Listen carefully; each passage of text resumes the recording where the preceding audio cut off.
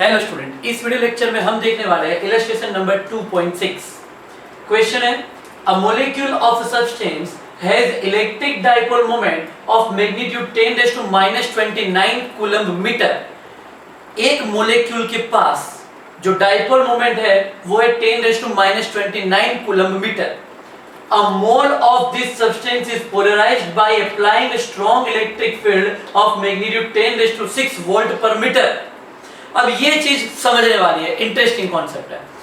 क्या बोला कि एक मॉलिक्यूल के पास 10⁻⁻29 कूलम्ब मीटर जितना डाइपोल मोमेंट है और हमारे पास टोटल जो मॉलिक्यूल है वो कितने हैं? 1 मोल जितने, 1 मोल जितने हमारे पास मॉलिक्यूल्स है, एटम्स है। तो पहली बात तो ये कि टोटल डाइपोल मोमेंट कितनी होगी? तो टोटल डाइपोल मोमेंट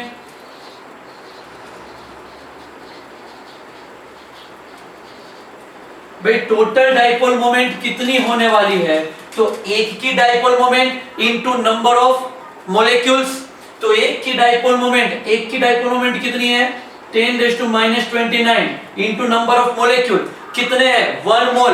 1 मोल में कितने मॉलिक्यूल होते हैं? तो 6.023 इनटू 10⁻23 इतने मॉलिक्यूल्स एक मोल के अंदर रहेंगे। समझ में आ गई बात? क्या हुआ देखो फिर से, ये जो नंबर है वो किसका है? सिर्फ एक मॉलिक्यूल का डाइपोल मोमेंट है। पर हमारे पास ऐसे कितने मॉलिक्यूल है? तो हमारे पास ऐसे एक मोल जितने, मतलब 6 × 10⁻6.23 023 × 10⁻23 जितने मॉलिक्यूल्स हमारे पास है। तो इन सब की डाइपोल मोमेंट कितनी हुई? तो ये इनटू एक की डाइपोल मोमेंट, तो टोटल डाइपोल मोमेंट इतना कूलम्ब इनटू मीटर हो गया। आई बात समझ में? तो ये एग्जैक्टली कितना हुआ? तो P इज इक्वल टू कितना मिला? 6.023 इनटू 10⁻23 इज इक्वल टू क्या हो गया? -6 coulomb into metre. Total dipole moment इतनी हुई। इतनी बात क्लियर हो गई। फिर क्या बोला? इलेक्ट्रिक फील्ड की वैल्यू दी है। इलेक्ट्रिक फील्ड कितना दिया? 10⁻⁶। तो electric field E is equal to 10⁻⁶ volt per metre. तो वैल्यू तो समझ में आ गई, पर क्वेश्चन क्या बोला? उसने बोला क्या है? उसने ऐसा बोला कि ऐसा एक सब्सटेंस है हमारे पास, जैसे कि ये एक सब्सटेंस है, इसको एक इलेक्ट्रिक फील्ड में प्लेस कर दिया। अब जब मैं इसको इलेक्ट्रिक फील्ड के अंदर रखूंगा तो क्या सिचुएशन बनने वाली है जरा समझना। ये है इलेक्ट्रिक फील्ड और ये इलेक्ट्रिक फील्ड के अंदर मैंने इस ढक्कन को रख दिया। अब ये इलेक्ट्रिक फील्ड यहां से यहां जा रहा है, मतलब इस तरफ सारा पॉजिटिव होगा और इस तरफ सारा नेगेटिव होगा। मतलब कंडीशन क्या बनेगी कि ये ढक्कन के अंदर जितने भी नेगेटिव चार्ज होंगे वो सारे के सारे ये पॉजिटिव की तरफ अट्रैक्ट हो जाएंगे। ठीक है, जो नेगेटिव होगा वो पूरा इस तरफ आ गया, इसका मतलब पॉजिटिव इस तरफ खाली हो जाएगा। ठीक है, अगर ये नेगेटिव हो गया तो इस तरफ पॉजिटिव खाली हो गया, इसका मतलब ये हुआ कि ये क्या हो गया? पोलराइज हो गया।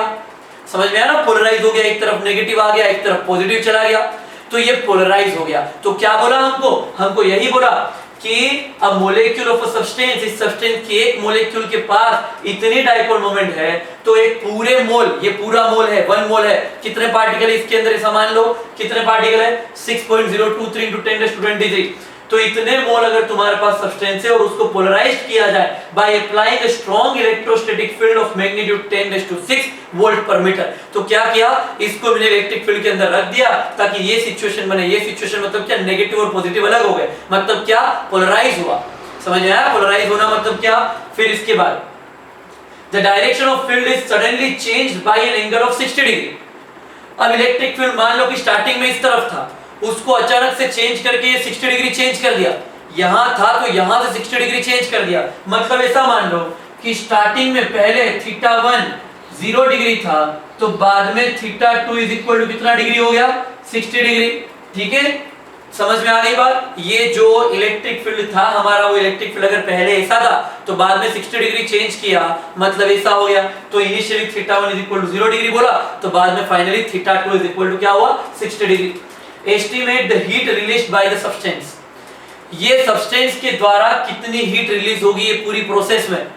तो हीट कितनी रिलीज होगी? तो इसके पास पहले कितना इलेक्ट्रिक एनर्जी थी, उसके पास पोटेंशियल एनर्जी, और इलेक्ट्रिक फील्ड को ऐसा 60 डिग्री पे करने के बाद कितनी पोटेंशियल एनर्जी बची?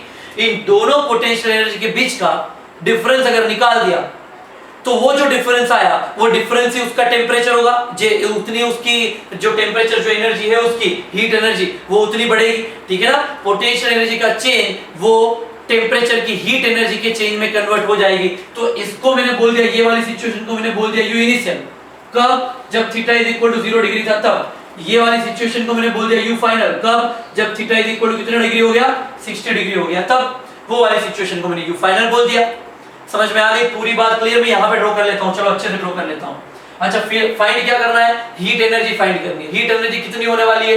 पोटेंशियल एनर्जी के डिफरेंस जितनी, मतलब मैं यहाँ पे लिख देता हूँ डेल्टा यू, यही हमारी हीट एनर्जी बनने वाली है, मतलब यही हमें फाइंड करना है, डेल्टा यू फाइंड करना है। सिचुएशन मैंने क्या बताई कि पहले अगर इलेक्ट्रिक फील्ड इस डायरेक्शन में था कि u initial theta is equal to 0 degree वाली कंडीशन, तो बाद में जो इलेक्ट्रिक फील्ड है वो ये वाली सिचुएशन में आ जाता है, तो ये वाला जो एंगल हुआ ये थीटा इज इक्वल टू कितने डिग्री का हुआ? 60 डिग्री का। समझ में आ रही है बात? ये सिचुएशन में बाद में आ जाता है, तो इसको मैं बोल दूंगा यू फाइनल, जहां थीटा इज इक्वल टू कितना डिग्री होगा? 60 डिग्री। मुझे ये वाली एनर्जी और ये वाली एनर्जी के बीच का डिफरेंस चाहिए।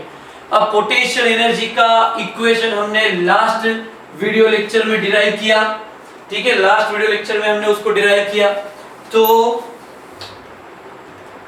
तो देखो जरा सिचुएशन को समझो कि पहले मैं क्या करता हूं, यू इनिशियल फाइंड कर लेता हूं, या डायरेक्ट करूंगा तो भी कोई प्रॉब्लम नहीं है ना, बिल्कुल भी कोई भी प्रॉब्लम नहीं आने वाला है, डायरेक्टली कर देते। चलो कोई बात नहीं, डायरेक्ट कर लेते।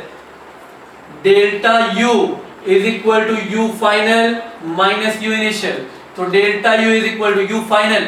यू का फॉर्मूला हमको पता है, पोटेंशियल एनर्जी का फॉर्मूला क्या होता है? माइनस पी डॉट ई, मतलब minus P E cos theta. तो यहां पे मैंने लिख दिया minus P E cos theta minus, अच्छा यहां थीटा कौन सा? फाइनल है। फाइनल मतलब कौन सा वाला? थीटा 2। फाइनल मतलब ये आ जाएगा थीटा 2 माइनस, फिर से minus P E cos theta 1। समझ में आया? इनिशियल को कोस थीटा 1 और फाइनल मतलब कोस थीटा 2। तो delta you is equal to क्या हुआ ये? Minus P E cos theta 2 और minus minus plus P E cos theta 1। अब पी तो कॉमन है तो उसको बाहर निकालने में कोई प्रॉब्लम नहीं है, तो ये हो गया delta you is equal to P E को कॉमन निकाल दिया, ब्रैकेट में क्या बचा? Minus cos theta 2 plus cos theta 1। Clear? Bracket में बचा माइनस को, ये minus cos theta 2 plus cos theta 1, तो delta you is equal to P E को बाहर रखा, माइनस कोस थीटा 2 कितना डिग्री है? 60 डिग्री, प्लस कोस थीटा 1 कितना degree? 0 degree. So delta you is equal to P E bracket minus cos 60 is equal to कितना होता है? 1/2, और कोस 0 इज इक्वल टू कितना होता है? 1। समझ में आया ना? कोस 0 इज इक्वल टू होता है 1। So delta you is equal to P E 1 minus 1/2 is equal to कितना बचेगा? 1/2। समझ में आई बात? 1 माइनस 1/2 इज इक्वल टू बचा 1/2, तो delta you is equal to P की वैल्यू रख दो अब कितना? 6.023 इंटू 10⁻⁻6 इंटू ई की वैल्यू, ई की वैल्यू है 10⁻6 इंटू क्या बचा? 1/2 बचा। तो delta you is equal to 6.022/2 अगर अप्रोक्सीमेट करे तो ये हो गया 3.011 इंटू 10⁻⁻6 प्लस 6 गया तो फिर कुछ भी नहीं बचा, तो 3.011 जूल।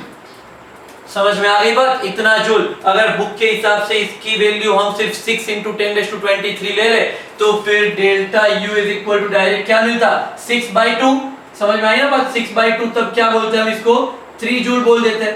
पर ये अगर हमको 1 मोल की वैल्यू एग्जैक्टली वो दे देता है तब क्वेश्चन के अंदर, पर अगर क्वेश्चन के अंदर नहीं दी है तब तो हम इसकी वैल्यू यही लेने वाले हैं। समझ में आ गई पूरी बात? ठीक है, न्यूमेरिकल बहुत इजी है, सिर्फ डेल्टा यू फाइंड करना था, सिर्फ कॉन्सेप्ट एक सीखना था कि ये कॉन्सेप्ट क्या है। यहाँ पे ऑब्जेक्ट रखा हुआ है और ऑब्जेक्ट की जो पोटेंशियल एनर्जी का डिफरेंस आया वो डिफरेंस किस में कन्वर्ट होने वाला है? वो डिफरेंस कन्वर्ट होने वाला है उसकी हीट एनर्जी में। क्लियर? ओके, तो ये हमारा पूरा टॉपिक यहाँ पे खत्म हुआ। कौन सा टॉपिक? इलेक्ट्रोस्टैटिक पोटेंशियल का पूरा टॉपिक खत्म हुआ। अब नेक्स्ट वीडियो लेक्चर से स्टार्ट हो जाएगा कैपेसिटेंस। ठीक है, इस चैप्टर का जो दूसरा पार्ट रहेगा वो होगा कैपेसिटेंस, और इसके बाद वाले वीडियो लेक्चर से कैपेसिटेंस स्टार्ट हो जाएगा। तब तक के लिए ऑल द बेस्ट।